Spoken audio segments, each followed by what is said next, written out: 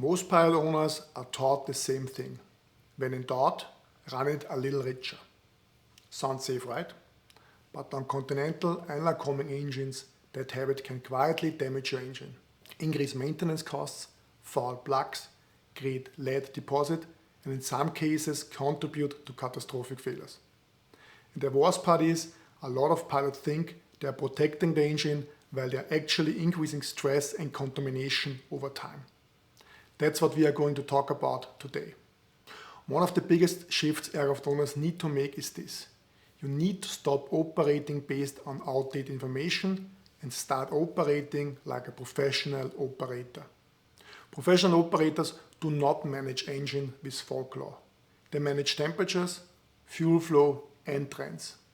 And once you understand that, your entire approach to engine operation changes.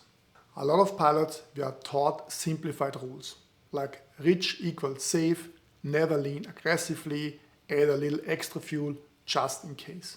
The problem is that simplified rules often survive long after people forget why they existed in the first place.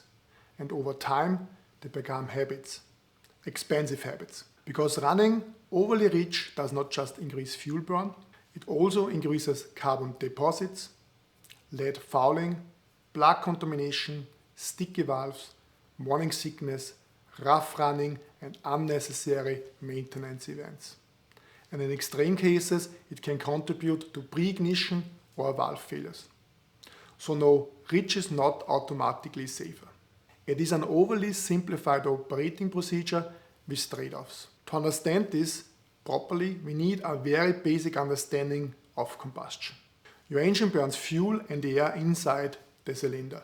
The ratio between fuel and air matters because it directly affects combustion temperature, cylinder pressure, combustion cleanness and engine stress. The chemical ideal air-to-fuel ratio for gasoline is about 14.7 to 1. That is called stoichiometric ratio. Near that point, exhaust gas temperature peaks. That's why pilots talk about rich of peak and lean of peak. Here's where things get important. The highest internal cylinder pressures and therefore the highest stress occur around roughly 25 to 50 degrees Fahrenheit rich of peak. And historically, many engines spend large amounts of time operating there because people were taught simplified best economy leaning techniques, without understanding the actual combustion dynamics. That matters, because cylinder head temperature is basically one of the best approximations we have in the cockpit for internal cylinder pressure and stress. Higher CHT generally means higher stress.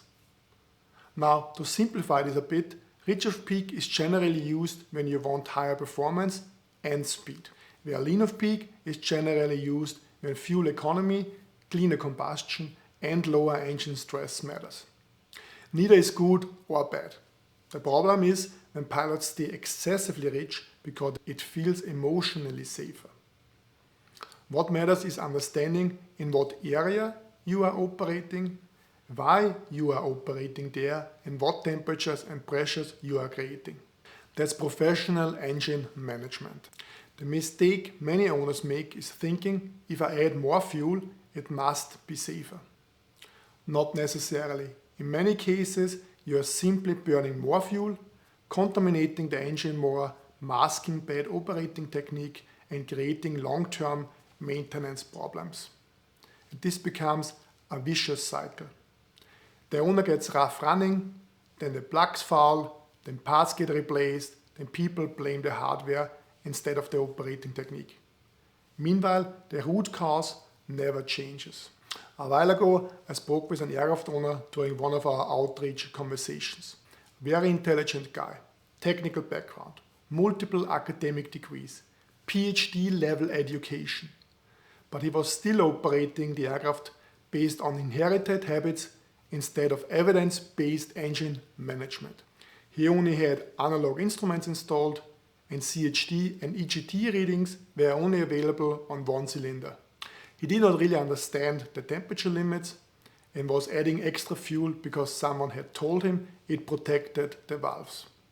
Then during the very same conversation he mentioned that he had previously lost an aircraft due to a catastrophic engine failure over the ocean. suspected sticky valve or valve-related failure with passengers on board.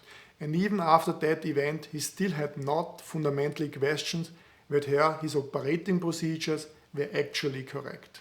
That's the real issue. Aviation is full of intelligent people operating on outdated assumptions. So what can you improve immediately? First, install a proper engine monitor. You want manifold air pressure, engine RPM, fuel flow, CHD and EGT for each cylinder. Without data, you are largely guessing. Additionally, make sure to set personal CHD limits. As a general rule, around 420 degrees Fahrenheit for Lycomings and 400 degrees Fahrenheit for Continentals are recommended as maximum cylinder head temperature. Second, perform mixture distribution test to check the fuel distribution across all cylinders and identify if a gum-ejector fuel injector could significantly improve your mixture distribution. Third, learn proper leaning techniques. Get familiar with advanced techniques like the red box and red fin concepts and start to build up the right setting for your aircraft. And by the way, aggressive leaning on the ground with low power settings does not damage the engine. It helps prevent lead and carbon deposits. And finally, develop a repeatable process. Professional operation is not random. You should have consistent procedures for all flight phases. The goal is controlled, not random operation. Now usually this is where people say, well, my instructor taught me rich is safer. And I understand why instructors teach simplified rules. Simple rules reduce the risk of worst case mistakes. But simple is not the same as optimal, especially when many instructors themselves were trained on inherited habits and outdated information.